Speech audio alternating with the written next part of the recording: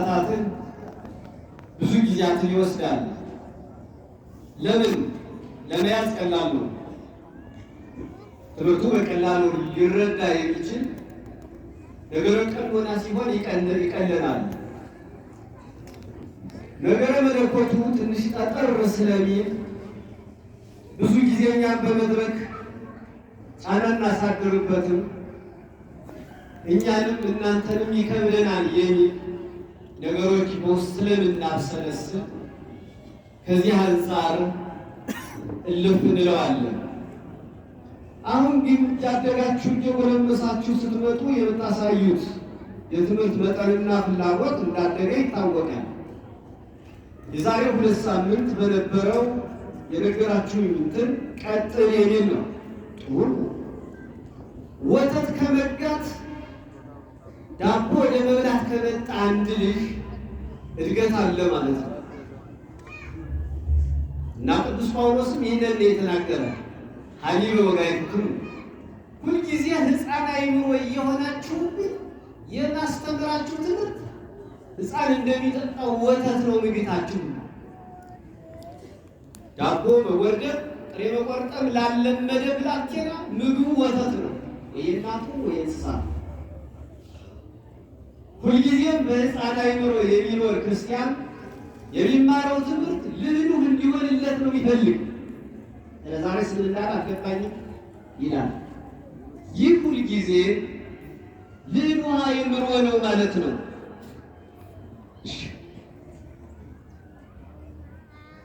አይደል? አስቸግራችሁ እኛባት ይሰጥ ቁጭ ብለው ጥላን እሺ ይሰጣል። ጥላን ይፈልግ ደግሞ ጉዞ እሺ።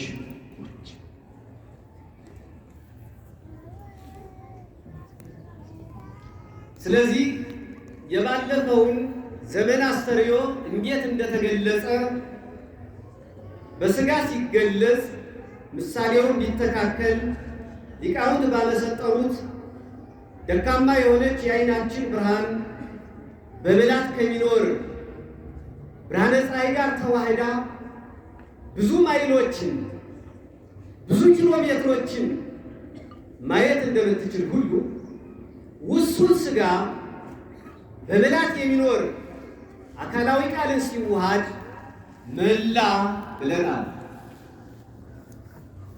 የዓይናችን ብርሃን ሌሊት አታይም እያለሁ ለምን? የማየት አቅሟ ደካማ ስለሆነ ውሱን ስለሆነ በምላት ከሚኖር ብርሃን ጋር ስትቀላቀል ልክ ይህን ሁሉ የሞላችሁ ነው አይደል ይመስላል። አሁን አይናችን ቢስታይ እኮ አይናችን በሁሉ ላይ የሰፈፈች ነው ይመስላል። አይደለም፣ በምላት ያለ ብርሃን ስለተዋሃደች ነው እንጂ ብርሃኑ ይሄ ደካማ ነች። ስለዚህ ስጋ መላ ዓለምን መላ ስንል እንደ አይናችን ብርሃን፣ መለኮት ተወሰነ ስንል እንደ ስጋ አቅም እንዳይ ብሌን መጠን አይተናል። እንዲህ እስከሆነ ትምህርቴን ከሀልዎተ እግዚአብሔር ጀምራለሁ። ዛሬ ደቂቃዎች አልቀዋል።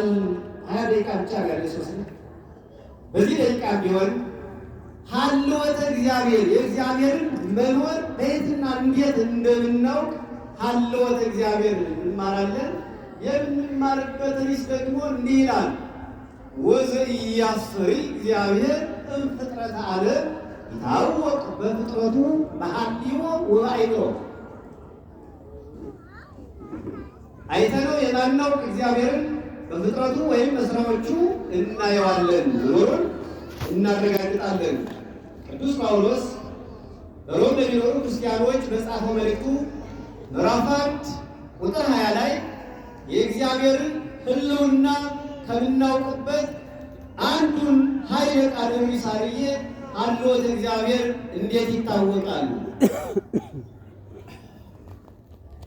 መሰረታዊ እንዴት ነው እናውቀው? ዝም ብሎ አለ በማለት ነው አይደለም። አለ ለማለታችን አመክንዮአዊ ሆነን መናገር እንድንችል ነው መጽሐፍ የሚያስተምረን። አለ መኖሩ በምን ይታወቃል? ነፋስ አለ የለም? አለ የለም? ተናገሩ እስኪ። አይታችሁ ታውቃላችሁ? የለም። ነፋስ አየሁ ይሄድ። አንዳንዴ ደመና ስር ሲሆን ዝናብ ሲሸከም ደመናው ያንን ደመናው ዝናቡን ያለ ቦታው እንዳይጥለው ጉልበት ለመሆን ይጠራቀማልና ያኔ መልኩ ይታያል። ምን መስሎ ይታያል? ጠቁሮ ሄሮድስ በነፋስ ጸሊም ባሪያው ይላል። ነፋስ መልከ ጥፉ ጥቁር ነው።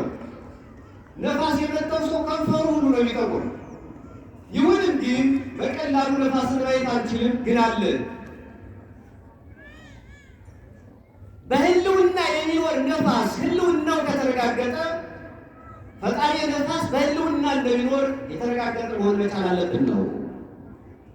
ስለዚህ ዛሬ የምንማረው ባጭሩ ምንድን ነው? ሀልወተ እግዚአብሔርን የእግዚአብሔርን መኖር አለ። አዎ አለ። መኖሩ በምን ይታወቃል? ሶስት ነገሮች ብዙ ናቸው። እኔ ሶስት እና ወሳኝ የሚሉትን ልውሰድ። ሀ በራሱ መገለጥ፣ ለ በስነ ፍጥረት፣ ሐመሩሃ በስነ አእምሮ ጠባያችን። እናንተ ጨምሩበት። ሶስት ተናግሬ እንጨርሳለን። ትምህርቴን ከሙሽሮች ጋርም ለማያያዝ ግን ይልብኛል አይደለም። ሀልወተ እግዚአብሔር ካለ ፍጥረት አለ። ፍጥረት እንዴት ይኖራል ከሚለው ላይ የሙሽሮችን ጌም ጥቂት እናያለን። ሙሽሮቻችን እንኳን ደስ አላችሁ እያለሁ በቁጣም ጀምሬ ትንሽ ድንግጥ ብላችኋል። ሰው የተቀበለ ሰው ጨምት ነው እንጂ በፎቶ ግርግር አይደለም ማለት ነው። ስርዓቱን አብረን፣ ጭምትነቱን አብረን፣ ለዘብተኝነቱን አብረን። አዎ አለ፣ እግዚአብሔር አለ። የመጀመሪያው የሚታወቀው እራሱ ከስነ ፍጥረቱ ራሱን አለይ። ራሱን ከስነ ፍጥረት አሰወረ። በመጀመሪያው ቀን ለቅጽበት ቢሰወር እንኳን በመላእክት ከተማ ትርምስ ነው የተፈጠረ። ፈጠረና ተሰወራቸው። ከዛ በኋላ ትርምስ ወጣ።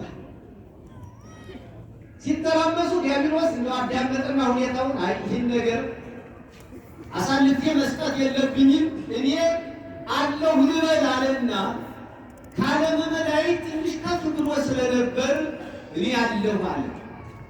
ለቅጽበት ነው የተሰወራቸው። ከዚህ በኋላ ጨርሶ ሳያስታቸዋልና ወዲያው ጊዜ ተገለጠ። ወዲያው ሲገለጽ እንዲሁም አምላካዊ ብርሃን ጭምር በመልቀቅ ነው ያ እውቀት እንዲሆናቸውና ፈጣሪያቸውን እንዲያዩት ጥበብን ብርሃናዊ ኃይል ሰጣቸው። ወኮሎሙ ጥበበ አእምሮ ይላል። ብርሃን ሲመጣ ጨለማውን ሲያስወግደው ተገለጸላቸው። አእምሯቸው ፈጣሪያቸውን መፈለግ ጀመረ። ቅዱስ ገብርኤል ትርምሱ ሲበዛ ሁሉ ዲያብሎስ ሲለይ ግርግር ሲሆን የአምላክነት ድርሻን መውሰድ የሚችል አቅም እንደሌለው በመጠኑ ቢሆን ተረዳና ንቁ በህላዌነ እስከ ንረክቦ አምላክነ የፈጠረንን እስከምናገኘው እስኪ በያለንበት ረጋ አስቀጠል እንበላለን። ድንግል ማርያምን እንዲያበስር እድል የተሰጠው ይህችን ቃል ስለተናገረ ነው። መጀመሪያ አንዳንድ ጊዜ ንግግር ያለች ብታሸሩ ንግግር ናት፣ ብታሸሩ ንግግር ናት።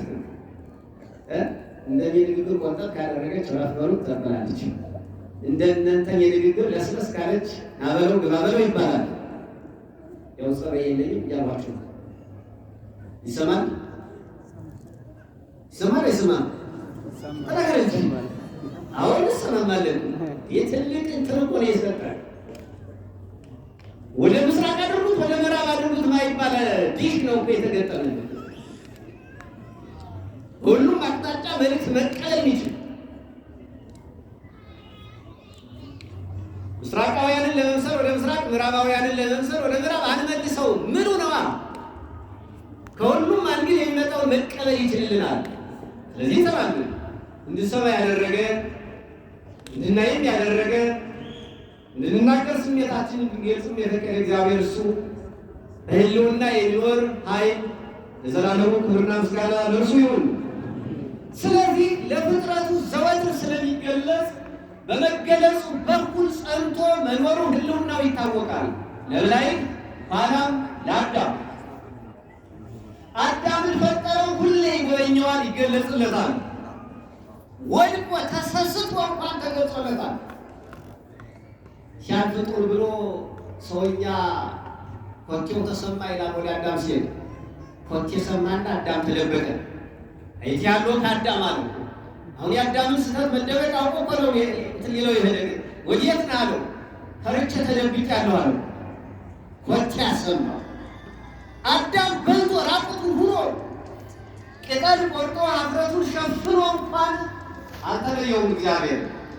ለዚህ ነው እግዚአብሔር አለ ምን ስለማይለየን ራሱ ስለሚገለጥ ራሱ መኖሩን ስለነገረን። እንዲያውም ምንድን ነው የሚለው? እግዚአብሔር ከስህተትም በኋላ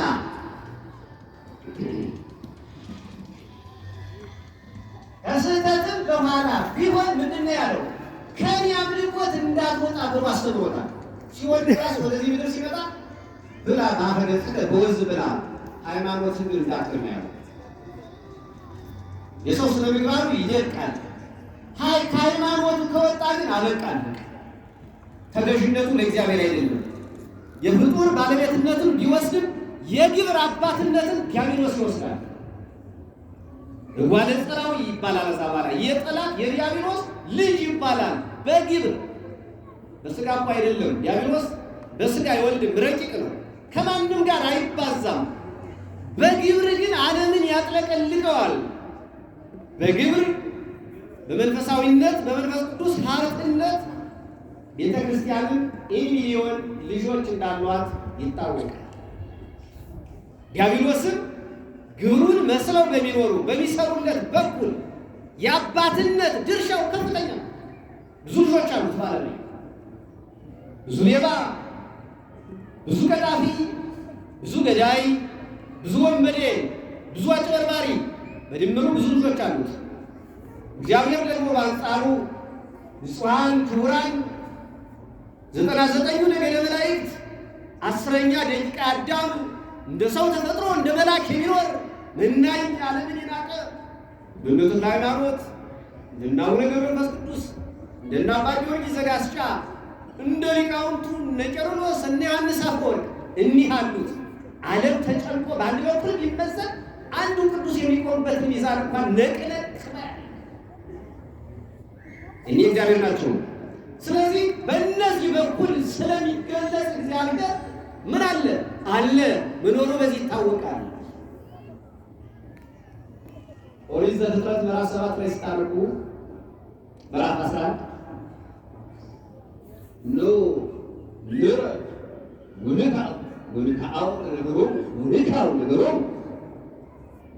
ኑረን ነገራቸውን ቋንቋቸውን እንቀላቅል ብሎ ወደ ሰዎች መጣ ይላል።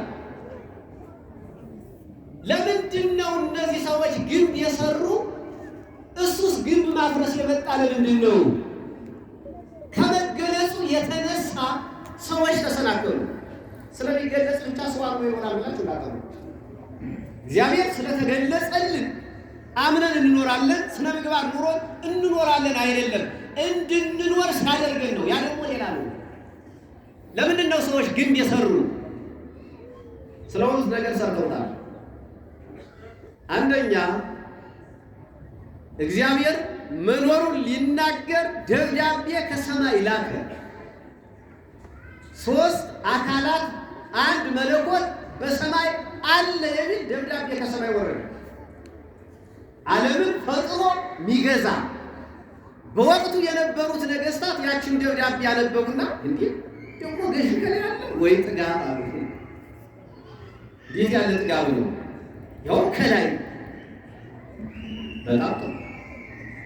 ይህን ሂደን መዋጋት መቻል አለብን አሉ። 3 ኃይል አለ ስለተባለ በዓለም የነበሩ ያኔ 3 ኃያላን ነገስታት ነበሩና ተስማምተው ተማክረው ከኛ በላይ ገዥማን መኖር የለበትም አሉና መዋጋት አለብን፣ ጦርነት መካሄድ አለበት፣ ያሸነፈ ይግዛሉ። መገለጡ ተገልጦልን በአግባብ እንድንረዳው ካላደረገን መገለጡ ራሱ እንዳስላለው ተገለጥልኝ እንዳትሉ። ሲጀመር እግዚአብሔር ከመገለጡ በፊት እኛ ቅርብ የሆነ ለመጥፎ ስራ ስለሆነ ቀድሞ የሚገለጽ ዲያብሎስ ነው የሚችለው። ስለዚህ ምን እናድርጋለን? ወደ ለመድ መብረር የለም። መብረሪያው ከሌለ ፎቅ እንስራና ግንባታ ወደ ላይ እንሄዳለን። 3ቱ ነገስታት ሰው መልምለው በየአይጉራቸው አመጡና ከዛ ቦታ ላይ መርጠው ግንባታው ተጀመረ። በፀሐይ አብስለው እስከ መመገብ ደረሱ። ሰው ላይ ሲወጣ ፀሐይ ያጨረጨረችው ሁሉ መላጣ ሆነ ይላል። ያኔ ሆነ የጀመሩ መለጥ ወውሪ የስርተው ሪሶም ይላል።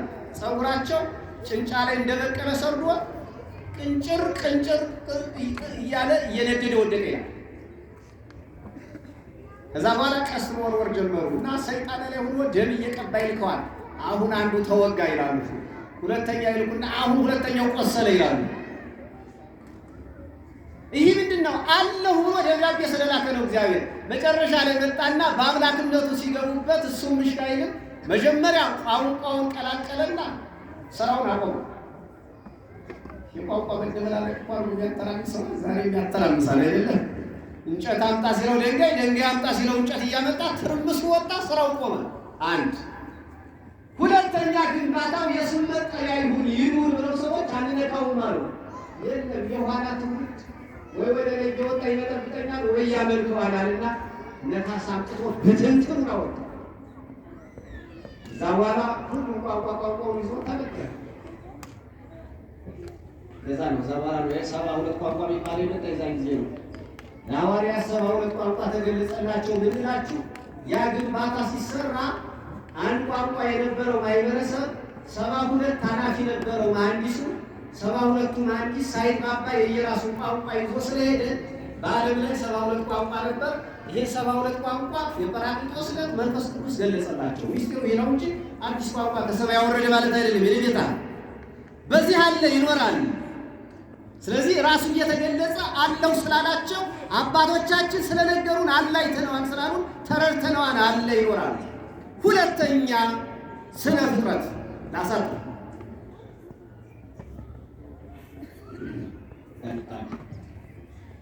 ዘባክ ዘምድኔ በጣም ሰው ቋንቋ መጣ። አንዳንዴ ምላስ ሲያስቸግር ሁለተኛ በስነ ፍጥረት በማን በእኔ በእናንተ በእንጨቱ በዛፉ በሰማዩ በምድሩ በውሃው በዚህ ይነበባል። እንዴት ነው? እኔን ማን ፈጠረኝ? አረሚ ማን ፈጠረ ቢሉት አባቴ፣ አባትንስ አባቴ፣ አባትንስ አባቴ ይላል። አመጨረሻው አባቴ ይላልስ አይዛቅ ትከተለው ነው መከተል ነው። አባቱ እንዳለ ያሰለችና ተተዋል። ግን የመጀመሪያውን አባት የመነሻውን አባት በስነ ፍጥረት መስታወት ነው። ማንን ለማየት? እግዚአብሔርን ለማየት። ማን ነው እንዲያከናውኑ የሚፈጥር? መቅድመ ወንጌል ላይ እንዲህ ብለዋል። ወለ ይቤሉ እስመ ዓለም ተፈጥረት እምሪሳ በሪሳ ዓለም ራሷን በራሷ ፈጠረች ብለው የሚያስተምሩ አሉ። ለምሳሌ ማኒ የሚባለው መነኩሴ የተነሳና ዓለማት ሰራዩ መጋቢ ለዛት ዓለም ይህች ዓለም በዘልማድ ነው እንጂ የመጣች ፈጣሪ ሰሪ መሪ መጋቢ የላትም አለ። ይህ በቅርብ ጊዜ መጥቶ የሶሻሊዝም አካባቢና ትንሽ ልሎ ይቀነቀን የነበረ ነው። አሁንም አለ።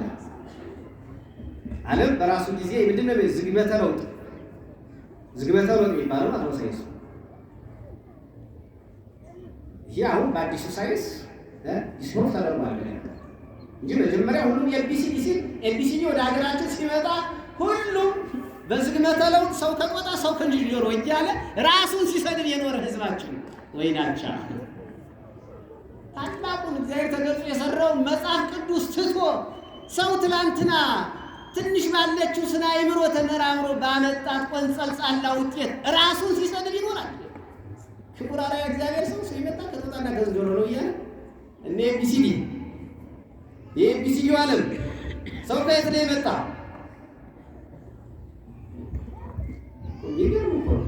ዓለም ራሱን ሲሰድብ አይታየውም። ግን የሆነ ፈላስፋ ሰው ነው ራሱን ሲሰድብ ሰው ብሎ አራት እግር የነበረው ጸጉር ያለው ጅራት ያለው ምናምን ያደረገን በጭራሽ ንግበር ሰባ አርአያ ነው አምሳሌ ብሎ ዘእንተ ውስጥ ቢሲለን አርአያ የተባለች ነፍሳችን ናት። ነፍሳችን ሥላሴ ትመስላለች፣ ስጋችን እንስሳን ይመስላል። ቅርጹ አርአያ እግዚአብሔር ነው። በዝግመተ ለውጥ ቢሆን ብዙ ዘመናት የኖሩ ብዙ ተመሳሳይ ፍጥረቶች እንደሚመጡ አያጠራጥርም። ለምሳሌ የአንዱ ጦጣና የአንዱ ዝንጀሮ ዝግመተ ለውጥ አንድ ተመሳሳይ ያለንበትን መዋዕለ ዕድሜ ወይም መዋዕለ ሰብና ቁመት ሊያደርስ አይችልም። አሁኑኑ በዝግመት ላይ ሊኖሩ የሚችሉ ፕሮሰሱን ያደርጉ ፍጥረቶች እንደሚኖሩ ምንም አያጠራጥርም። ሎጂካሊ ሁሉ እንደናየው እኮ እንደዛ ነው ይባላል። አንዳንድ መጠጦች አሉ፣ የአልኮሊክ መጠጦች ሂስትሪያቸው ሲጠና ሪያክሽን ያደርጉ 40-50 ዘመን ፈጅተው ነው ይባላል። ለምሳሌ የለም እንዴት ነው ያንተ ነገር አካላወቃችሁ የጠጥታ ነው እንዴት 40-50 ዘመን ይብላልና ሪያክሽኑ የሚጨርስ። ስለዚህ የሰው ፍጥረት እንደዛ ከሰደቡንና ራሳችን ስንሰልምበት ከሆነው ሐይቅ ከተቀዳ አሁን በጉዞ ላይ የሚኖሩ ከሰው ያነሱ ብዙ ሰው ለሰጠውና ዝንጀሮ ወይም ማይከራም ፍጥረት እንደሚኖሩ ጥርጥር አልነበረው። ግን አይደለም። አንድ ጊዜ እግዚአብሔር ፍጹም አድርጎ ፈጠረን። ይህ ፍጡር ራሱ ይናገራል። ዛፉን ማን ፈጠረው? ዛፉንስ መሬት አወለደችው። መሬትን ማን አመጣት? ያው ውሃ ላይ አስተኝቶ። ማን ፈላስፋ ነው መሬትን ውሃ ላይ ይህን ግዙፍ ቁስ ውሃ ላይ ማስተኛል? ውሃውን ከእሳት ላይ ማስተኛል፣ እሳትን ከነፋስ ላይ ማስተኛል። ይህ ለቃል በተለይ እሳትና ነፋስ ተደጋግፎ ኖሩ ይባል ማን ያምናል? ሁለት ቅየታዎች ካሊነቱ ሀልወቱ በዚህ ይታወቃል። ግዙፉን ቁስ ውሃ ላይ በማስተኛል ውሃው ከእሳት ላይ ሲተኛ በስምምነት መኖር ሳይጣሉ ውሃው እሳቱን ሲያጠፋው እሳቱ ውሃውን ሲያፈራው እሳት ከነፋስ ላይ ሲተኛ ሁለት ቀላሎች እንዴት ተስማሙ? ነፋስ ጠራርጎ ሳይበትነው ሀገሩ ሳይለበልብበት እንደ እንጀራ ተደራርቦ ይላል። እንጀራ አይነቱ ብዙ ነው። ጤፍ እንጀራ፣ ማሽላ እንጀራ፣ ዳጉሳ እንጀራ፣ በቆሎ እንጀራ ብንደራርባቸው አንዱ ውጦ ከጤፉ ላይ የተኛው በቆሎ ጤፍ አይሆንም፣ ወይም ከበቆሎ ላይ የተኛው ጤፍ በቆሎ አይሆንም። ያለውን ነው የሚያስጠብቅ። እንደ እንጀራ ተደራርበው ተኝተው ይኖራሉ። ይህ እግዚአብሔርን ይናገራል። አለወት እግዚአብሔርን በልማዳችን ሁለቱ ተጥፋፊ ናቸው። አይስማሙ። አንዱ ጠፊ አንዱ አጥፊ ነው የሚሆኑ። አይስማሙ። በዝግመተ ለውጥ እናምጣችሁ ምንላቸውና በራስ አጸድሮት ይኖሩ እንኳን የሚባሉ አይስማሙ። አንዱ አንዱን ያፈለዋል፣ ያተነዋል። ስለዚህ ሀልወተ እግዚአብሔርና ካሪነቱ ፈጣሪነቱ የሚታወቅ ኢተስማሚ የሆነውን አስማምቶ ማኖር ነው። የእኛን ስጋ ነው ግንባታው ከአራቱ ባህሪያት ያመጣው ባህሪ ነፍስ ህልውና እንደ ስራ ልብስ እንደ መሐንዲስ ልብስ መሐንዲስ ቀን ለብሶት ይውልና ማታ ወደ ቤቱ ሲሄድ አውልቆ በፌስታል ከቶት እንደሚሄደው ስራ ስትሰራበት ኑራ ተይዘን የተሰጣት የስራ ልብሷ ስጋችን ከአራቱ ባህሪያት ሲገነባ እንዴት ተጠቃሚ ነው? ይራሱ አጠቅም አራቱ ሙዳ ግዳው ይችላል። እሳት ነፋስ መሬት ለአራቱ ባህሪያት ሲቀላቀላቸው አንዱ አንዱን ያጠፋል። ተሸሽለውና ጸንተው መኖራቸው ሀልወተ እግዚአብሔር ይናገራል። ይህ ነው ቅዱስ ጳውሎስ እኮ ሮሜ ላይ የተነሳንበት ርዕስ ወዘያስተሪ እግዚአብሔር ፍጥረተ ላይ ታወቀ በፍጥረቱ የማይታይ የማይዳሰስ ረቂቅ ምኑ እሱ በፍጥረቱ ይታወቃል። በሐልዮ ወይዶ በማንሰላሰል ስለዚህ እግዚአብሔር አለ። በማን በኩል አየነው? በራሳችን በኩል ራሳችንን ነው። እኛነታችን እንወልደዋለን እንጂ አንፈጥረው። ቅድም እንዳልኳችሁ ዓለም ራሷ ተፈጠረች ብለው ያስተማረዋሉ አለ። ቀጠለና ወወር ለይየሩ ከመጽሐፍ ወወር ወከዋክብት ፈጠሩ ማለት አይደለም። ጽራውያን ፀሐይና ጨረቃ ከዋክብት ስለሚያመልኩ የለም። ፀሐይና ጨረቃ ከዋክብት መጀመሪያ የመጡ ኃያላን አማልክት ናቸው። ስለዚህ ብርሃኑን ፀሐይ፣ ጨለማውን ደግሞ ደዘዝ ያለውን ጨረቃ፣ እዚያ ወረድ ያለውን ከዋክብት ፈጠሩ ብለው የሚያምኑ አሉ። ይህ ደግሞ በሳይንሱ ከዋክብት እየፈነዱ እየተፈረካከሱ እየመጡ ነው። ስለዚህ አማልክት ራሳቸው እየፈነዱ የሚሞቱ ከሆነ አምላክ ሊሆኑ አይችሉም። ጨረቃም ራሷ ቀንሳ ብርሃኗን አጣ ሰሌዳዋን ብቻ ይዛ ባዶ ሰሌዳዋን ትገባና ከፀሐይ ተስቦተ ብርሃን ይፈጸምላትና እንደገና ደግሞ እያገለች ትሄዳለች። ከ14 ቀን በኋላ ደግሞ ተመልሳ ብርሃኗን እየተነጠቀች ትሄዳለች። ስለዚህ ስነ ፍጥረት ተናጋሪ ነው። በስነ ፍጥረት በኩል እግዚአብሔርን ተመልከተው። አንተ ልታመጣው የምችል አንተነት የለም፣ ልትወልደው ምችል እንጂ ንገሩኝ። ሰው ሰውን ይወልዳል እንጂ ሰውን ይፈጥራል? ይፈጥራል? አይቻልም። ስለዚህ አንተን የፈጠረ ማነው? እኔን ብለህ ሌላ ሰው አትመራመር። ስለዚህ ሁለተኛ በፍጥረቱ፣ ሶስተኛ በስነ አእምሮ ጠባይ። ይሄን ልናገርና ልጨርስ። ሰዓት ይሄን ስለጀመሩ ሰዓታችን ተጋፋብን እንዳትሉኝ። ያለውቱን በተወሰነ ለማየት ያለው እንጂ እንማረው ቀለል ይላል። ከዚህ ይልቅ የሚቀለልን ምስጢረ ሥላሴ፣ ምስጢረ ሥጋዌ፣ ምስጢረ ጥምቀት፣ ምስጢረ ሥጋ ቁርባንና ምስጢረ ትንሣኤ ሙታንን በሂደት እናያለን። ዛሬ መጀመሪያ አለህ እንበለው፣ በመኖሩ በሕልውናው እናረጋግጥ። መኖሩ ራሱ በመገለጡ፣ ሁለተኛ ዓለምን እንዲያከናወኑ በመፍጠሩ፣ ሶስተኛ በስነ አእምሮ ተመራምረን እናውቀዋለን። ይህች ነው አሁን ቅዱስ ጳውሎስ ይህችን ተናግሯታል። በሐልዮ ወበአእምሮ ትንሰላስላለች።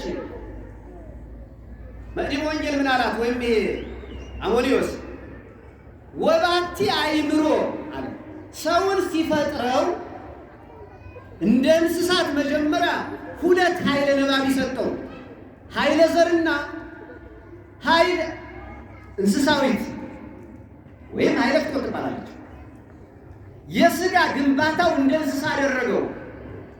ደመ ነፍስን ደማዊት ነፍስን ሲያስገባበት ማወቅ ጀመረ። በሬው ራሱ አሁን በሬው ገደል ግባቱ ተሽኖ ይገባል እንዴ? ይታገላል እኮ ገፍተን አልከተተው ባይር ላይ ግባው ጥለው ይላል የለም ይላል። ለምንድን ነው? ወከፈራ ምክረ ነው። ሲፈጥረው እግዚአብሔር አእምሮ ማወቅ የሚባለው ስርወበታል። ጎጂና ጠቃሚ መሆኑ እሳት አንድ ላይ ግባው ጥለው ይላል እንዴ? ለምን? ያሽ ደመ ነፍስ ያቅሟን እያወቀች ነው። አይ በሬው ወደ ይገባ አረጨሽ መሬት ካልከደው ወይ ወዱ ሲል ሰዎች እንዳሉት ሳሩ ገደሉ ነው። ሳሩ ገደሉ ሳታይካል ሆነ በሬ ገደለኛ። ለምን? ያውቃል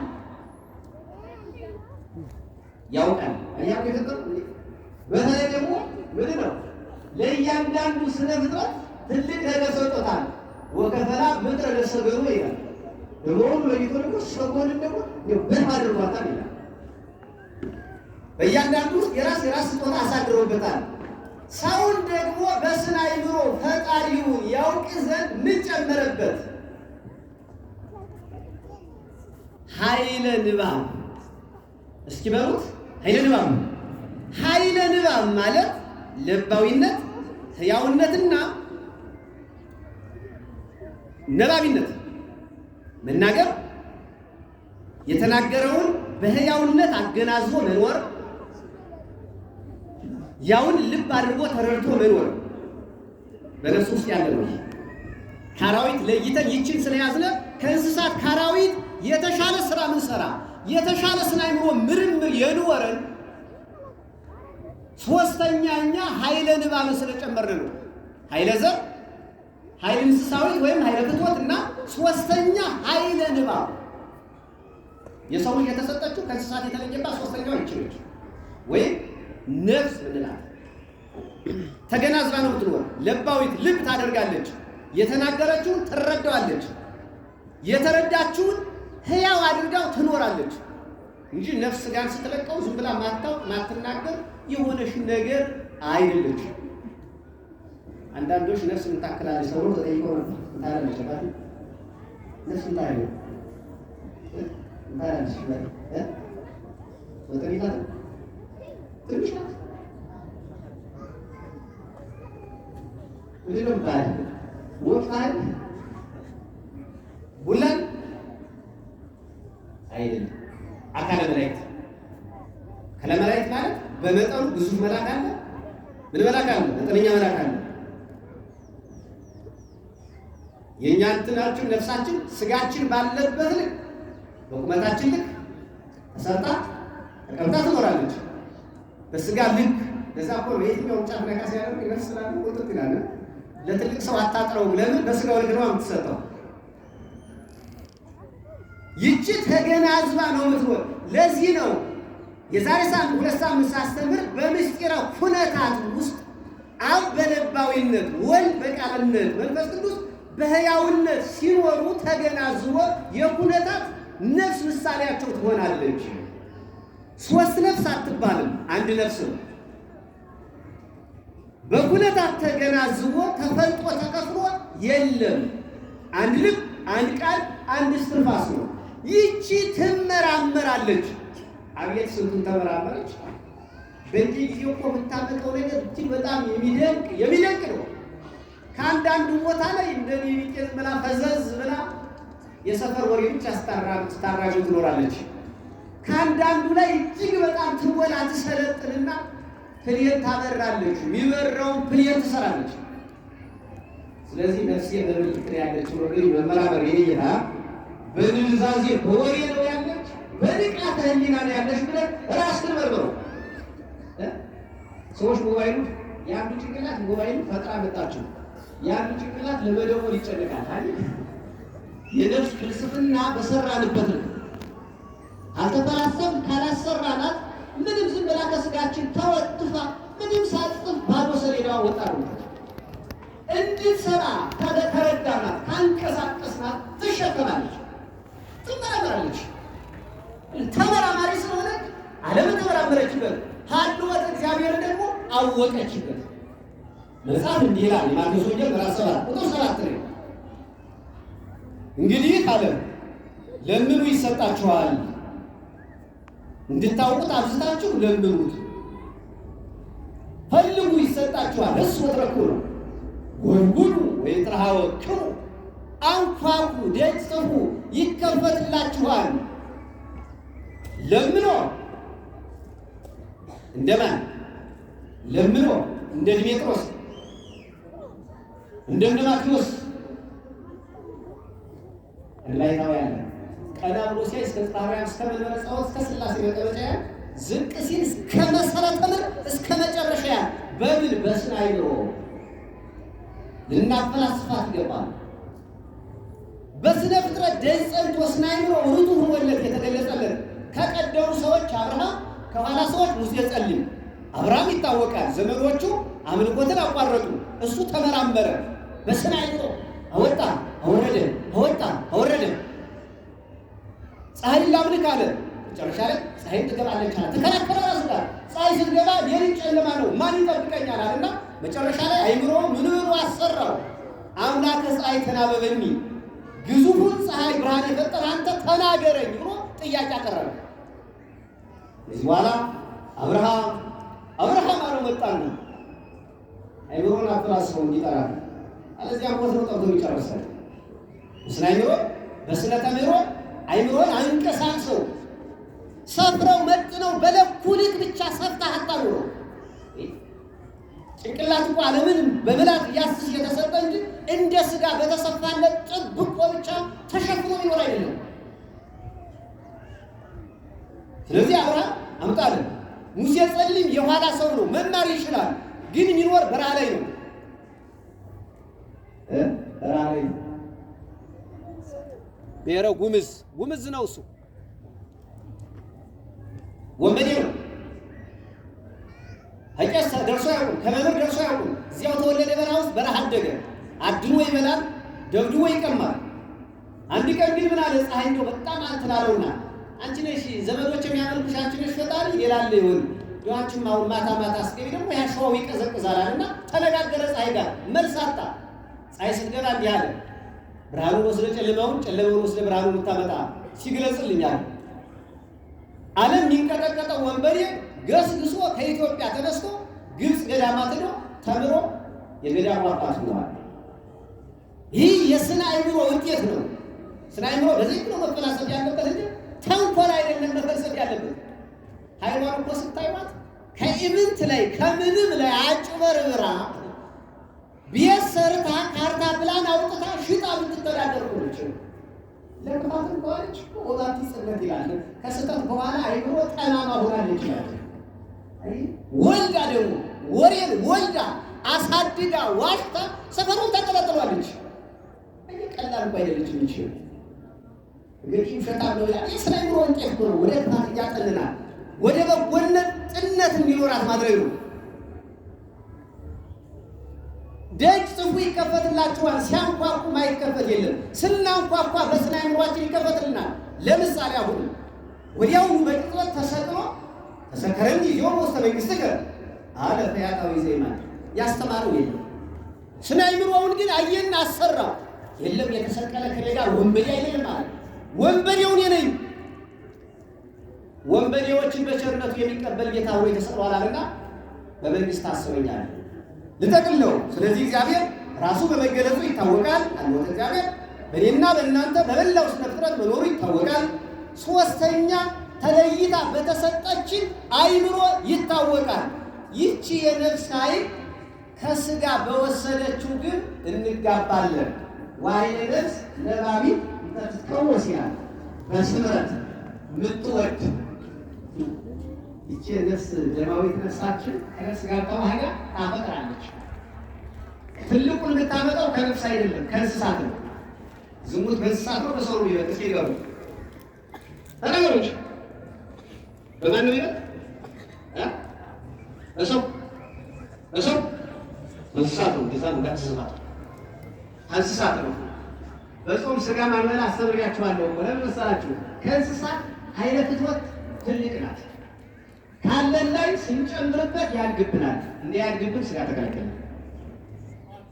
እባባ እና ይቺ ታደርጋለች። ከእናት አባት ጋር ተቀምጣ ከሌላ ሰፈር ጋር ታንኳኳለች። ሙሽሮች ትጠይቃችሁ አሁን እናትና አባት አላቸው ወንድም አላቸው። ግን ይቺ እንስሳዊት ስምረት ሀሳብ ሰፈር ነው ወዲያ ያንኳኳች። ለምን በሌላ አይደለችም። ጥበብ እግዚአብሔር ናት። በአግባቡ ሳይዟ ስትቀርበው እንጂ በለምቶ ጥበብ እግዚአብሔር ናት። መፈለጉ ባይኖር ማንን ያገባል? የኔ ጌታ ያገባል። አስቀመጠውና ታንኳኳል። ዝም ብላ ሴቱ ወደ ወንዱ ወንዱ ወደ ሴቱ ያንኳኳል። ዓለም ግን ይህንን ደግሞ ተቃረነውና የስነ ተፈጥሮ ሕግን የእግዚአብሔርን ስራ ጣሰና የሰው ልጅ ወደ ተመሳሳይ ጾታ አንኳኳ። ይህ በደል ይህ ጽነት ስትሰራ ነው። የቅድሙ ስሩ ተመሳሳይ ጾታ ጋር አይነገርም። በእኔ አንደበት ሲደመር እዚህ መድረክም አይነገርም። የሰይጣን ጆሮ ይደፈን። ይችላል ከተሰጠን ከተፈጥሮ ሀልወተ እግዚአብሔር ከምናውቅበት ጨምረን ጋብቻ የምንፈልግባት የተሰጠችን ይቻ አይምሮ ጋብቻን ትፈልጋለች፣ መውለድ ትፈልጋለች፣ መምራት ትፈልጋለች። የፈጠራትን እግዚአብሔር በዚህ ታውቃለች። ስለዚህ በስነ አእምሮ ተሰጣችሁ መፈላለግንም አድሏችሁ አድሎን ተፈላልጋችሁ ተጋብታችኋልና ተፈላልጋችሁ እንደተጋባችሁ ተዋዳችሁ ትኖሩ ያድርግልን። ስርዓትን ሕግን ጠብቃችሁ ትኖሩ ያድርግልን። ያዙ ይልቀቁኝ አይባልም። እሺ በልጅነታችሁ ስለመጣችሁ ደስ ብሎናል። ይህን ለልጅነት እናት አባቶቻችሁ ቀድማችሁ ያገኛችሁትን ክብር ክብድ አድርጋችሁ ያዙ። እሺ እናንተ መካከል አሁን ጠይቆ እናትና አባቶቻችሁ ያልቆረቡ ሊሆኑ ይችላሉ። እናንተ ቀድማችሁ እስከው ደግሞ ህይወት የሚኖሩ ብርቱ ልጆች ናችኋል። ግን ሕፃን ያዘው ለራት አይበቃም እንዳታደርጉት። እግዚአብሔር አለ መኖሩ በራሱ በመገለጡ በስነ ፍጥረቱ በስነ አእምሮ ይታወቃል። መኖሩን ይግለጽልን። ወስብሐት ለእግዚአብሔር።